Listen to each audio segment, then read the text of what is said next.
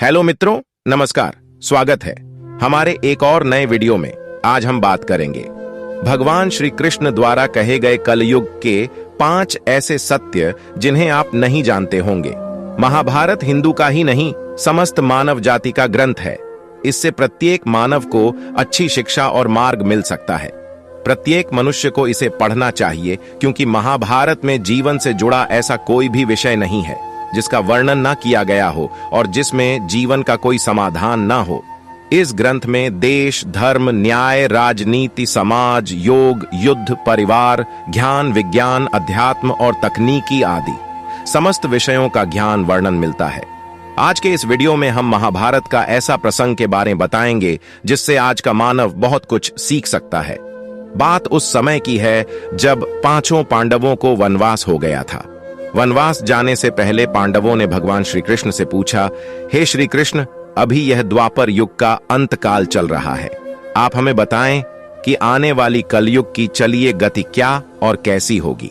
श्री कृष्ण जवाब देते हैं, मैं तुम्हें इसका सीधा सा उत्तर तो नहीं दे सकता, लेकिन हाँ, तुम 5 भाई वन में जाओ और वन में जो कुछ भी दिखे मुझे आकर बताओ।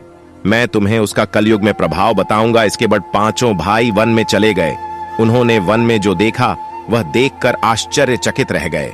आखिर उन्होंने वन में क्या देखा और श्री कृष्ण ने क्या जवाब दिया, ये जानने के लिए इस वीडियो को अंत तक देखें। श्री कृष्ण के कहे अनुसार 5 भाई अलग अलग दिशाओं में वन की ओर निकले। युधिष्ठिर भ्रमण पर थे। उन्होंने एक जगह पर देखा कि एक हाथी के 2 सूंड थे। यह देखकर युधिष्ठिर के आश्चर्य का ठिकाना नहीं रहा। अर्जुन दूसरी दिशा में भ्रमण पर थे। कुछ दूर जंगल में जाने पर उन्होंने जो देखा उसे देखकर वह भी आश्चर्यचकित रह गए। वहां पर देखा कि कोई पक्षी है जिसके पंखों के ऊपर वेदों की रचनाएं की हुई है और वह पक्षी मुर्दे का मांस खा रहा है। यह दृश्य देख अर्जुन कुछ समझ नहीं पाए। दोनों भाइयों की तरह भीम भी भ्रमण पर थे। उन्होंने जो देखा वह भी आश्चर्यचकित रह गए।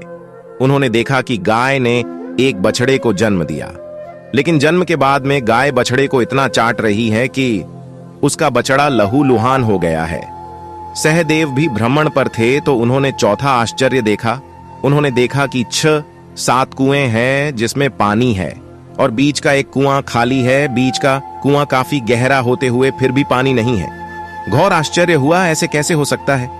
नकुल भी भ्रमण पर थे और उन्होंने एक आश्चर्यजनक घटना देखी कि पहाड़ के ऊपर से एक बड़ी सी चट्टान लुढ़कते हुए नीचे आ रही है।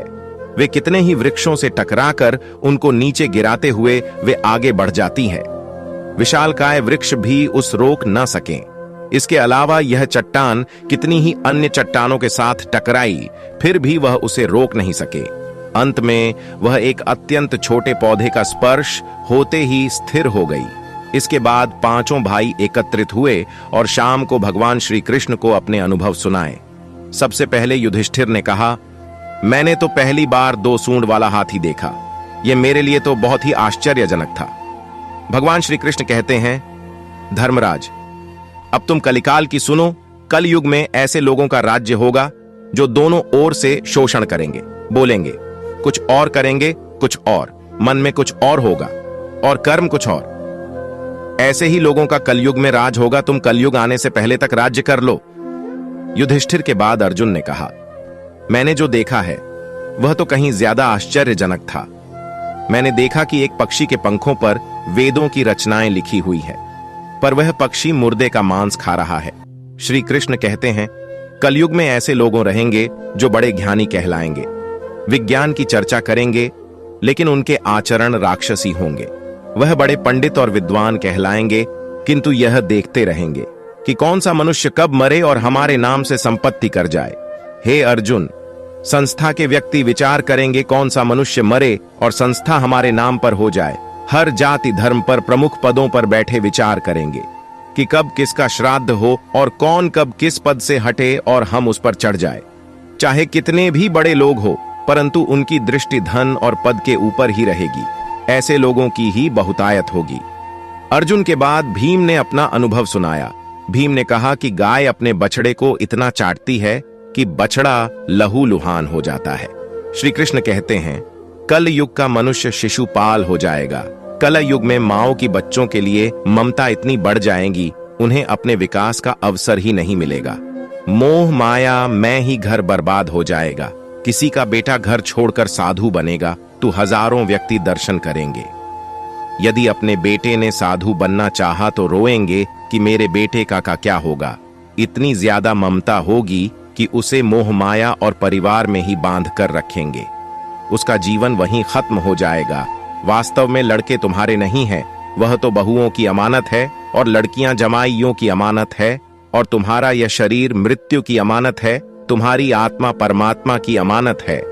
इसलिए तुम्हारा अपने शाश्वत संबंध को जानना आवश्यक है। भीम के बाद सहदेव ने पूछा, हे श्री कृष्ण, मैंने यह देखा कि 5-7 बड़े कुओं के बीच एक गहरा कुआं बिल्कुल खाली है, जबकि ऐसा संभव कैसे हो सकता है? भगवान श्री कृष्ण ने जवाब में कहा, कलयुग में लड़की के विवाह में, मकान के उत्सव में, छोटे बड़े उत्सवों में तो लाखों रुपए खर्च कर देंगे, परंतु पडेडेड होश में ही यदि कोई भूखा प्यासा मर रहा होगा तो यह नहीं देखेंगे कि उसका पेट भरा है या नहीं। उनका अपना ही सगा भूख से मर जाएगा, उसे देखते रहेंगे और दूसरी ओर मौज, मदिरा, मांस भक्षक, सुंदरता और जश्न में पैसे उड़ाएंगे, किंतु किसी के 2 आंसुओं पोंछने में उनकी रुचि न होगी। कहने का तात्पर्य यह है कि कल युग में अन्न के भंडार होंगे, लेकिन लोग भूख से मरेंगे। सामने बंगले में ऐशो आराम चल रहे होंगे, लेकिन पास की झोपड़ी में आदमी भूख से मर जाएगा। एक ही जगह पर असमानता अपने चरम पर होगी। सहदेव के बाद नकुल ने श्री कृष्ण को बताया कि मैंने भी एक आश्चर्य देखा है कि एक बड़ी सी चट्टान पहाड़ पर से लुढ़की वृक्षों के तने और चट्टाने भी उसे ना रोक पाए, किंतु एक छोटे से पौधे के स्पर्श से ही वह बड्ढी चट्टान रुक गई। समझ नहीं पाया कैसे? श्री कृष्ण ने कहा, कलयुग में मानव का मन नीचे गिरेगा, उसका जीवन पतित होगा। यह पतित जीवन धन की शिलाओं से नहीं रुकेगा, ना ही सत्ता के वृक्षों से रुकेगा, किंतु हरि नाम के एक छोटे से पौधे से, हरि कीर्तन से मनुष्य जीवन रूपी पौधे का पतन होना रुक जाएगा। इसलिए भक्तों, हरि भजन कलयुग में मोक्ष पाने का एकमात्र उपाय है। तो मित्रों, ये कहानी से आपको क्या सीख मिली कमेंट में जरूर बताएं, और ऐसे ही वीडियो देखने के लिए चैनल को सब्सक्राइब कर लें। धन्यवाद।